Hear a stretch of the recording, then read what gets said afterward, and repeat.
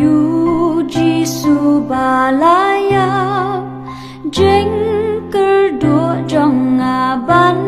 pendam unong ya lam rumah uhi ban lam ya nga shaneng shakli ulong kum uni hengin shem lawat shalom lawat shatem ulok ban yai ne kat ba em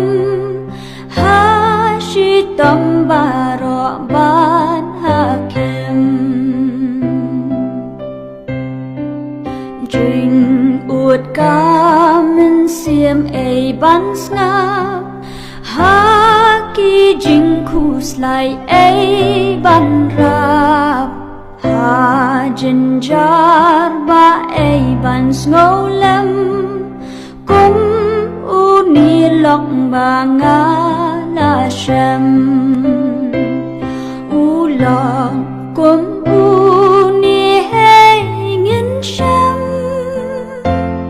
lawat shalom lawat shatem ulok ban yai ne kat ba em ha shi tom baro ban hakem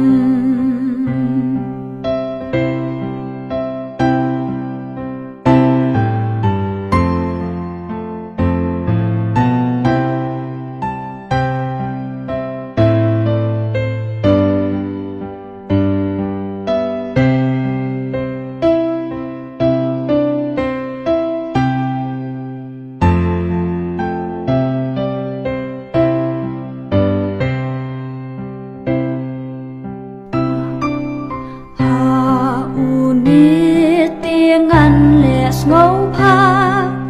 ya ungan shakri kan bala ki nong shun la ki ker sau dong yu trai jong akim la bin mong ulong kum uni hey ngin shem lawat shalom lawat shatem ulok ban yai ne kan ba em ha shi tom baro ba